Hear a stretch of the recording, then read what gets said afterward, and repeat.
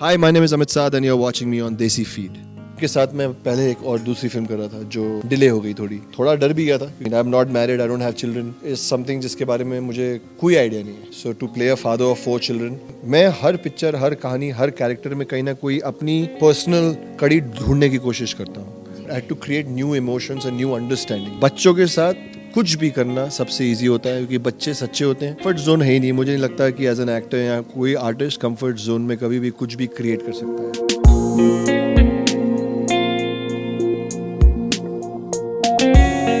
नमस्कार, मैं नम्रता दुबे। आपको आज मैं जिनसे मिलाऊंगी वो बेहतरीन कलाकार अमित साध हैं। अमित, आपका बहुत बहुत स्वागत है। Thank you. हाउस लेकर आ रहे हैं आप, अगर मैंने सही उच्चारण किया हो तो आपका जो किरदार है उस बारे में बताओ और आपने कैसे ये प्रोजेक्ट हासिल किया वो। देखिए, एक ये साइकोलॉजिकल थ्रिलर है, इसलिए इसके बारे में ज़्यादा बताना अच्छा नहीं होगा क्योंकि उसमें फिर आप कभी कभी कुछ ज़्यादा ही बता जाते हैं। बट इतना ज़रूर कह सकता हूँ कि हम लोग ने बहुत मेहनत करके पिक्चर बनाई है और काफ़ी डिफ़िकल्ट रही है क्योंकि बहुत चैलेंजिंग है इस तरह की इमोशंस को सच्ची तरीके से बाहर उभारना। एंड जो हमारे डायरेक्टर हैं बग्स, उनके साथ मैं पहले एक और दूसरी फिल्म कर रहा था जो डिले हो गई थोड़ी। जी। एंड फिर उनका मुझे फ़ोन आया कि अमित, मैं एक और पिक्चर कर रहा हूँ Z5 के लिए एंड मैं तुम्हें सुनाना चाहूँगा। मुझे ऐसा लगता है कि तुम्हें ये जो पार्ट है अच्छा लगेगा। एंड देन उन्होंने मुझे स्क्रिप्ट सुनाई एंड थोड़ा डर भी गया था क्योंकि बहुत डिफ़िकल्ट है। I mean, I am not married, I don't have children, so to play a father of 4 children is something जिसके बारे में मुझे कोई आइडिया नहीं है। सो थोड़ा डर भी गया था एज एन एक्टर कि कर पाऊंगा नहीं कर पाऊंगा। But I think all the other cast members, the director and the story has helped me to give my best.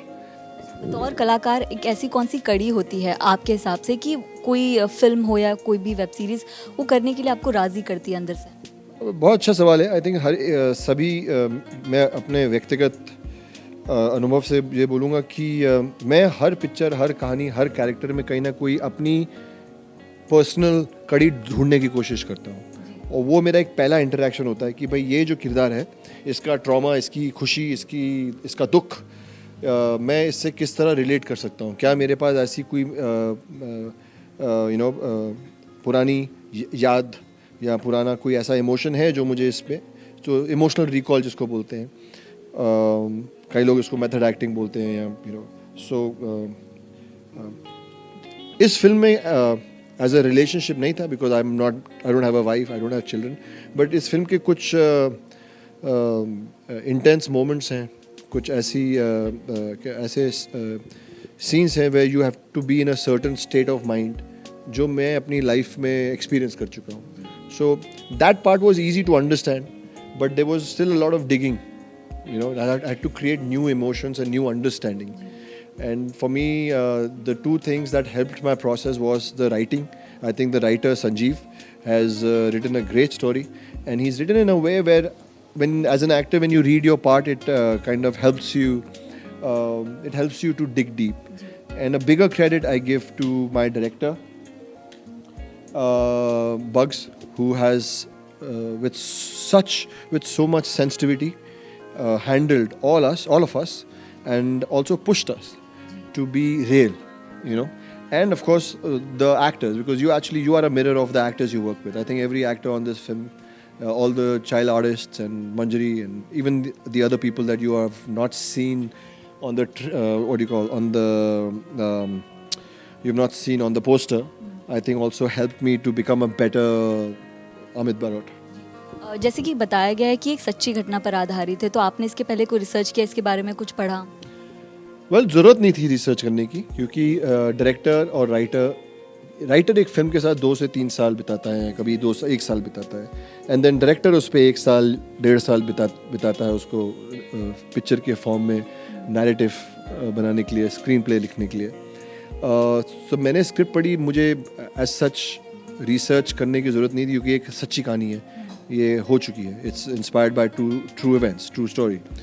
So for me, I think my challenge was to become the part, for which I think with the aid of writing and the writer and the director helped me to kind of find the thread or find the manner I'm supposed to behave, feel, and be.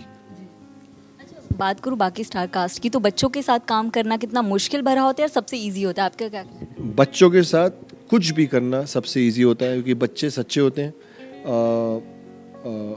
उनका attention कम होता है लेकिन सच्चा होता है और बहुत strong होता है, और वो आपको कुछ बेच नहीं रहे होते, वो आपको ना मिसलीड कर रहे होते हैं. They are for me, I think it is to work with these amazing talented kids was a blessing. I've learned so much with them and I've had so much joy and so much fun with them. And actor, film हो या TV series हो या फिर web series हो, तो आपके लिए comfort zone कौन सा है? अगर आपके कंफर्ट जोन है ही नहीं. मुझे नहीं लगता कि एज एन एक्टर या कोई आर्टिस्ट कंफर्ट जोन में कभी भी कुछ भी क्रिएट कर सकता है. Acting, films, stories, everything comes from discomfort, because when you are comfortable you don't move, you can't think, you can't do anything. Discomfort is something that pushes people to create something, and things come from discomfort, not comfort.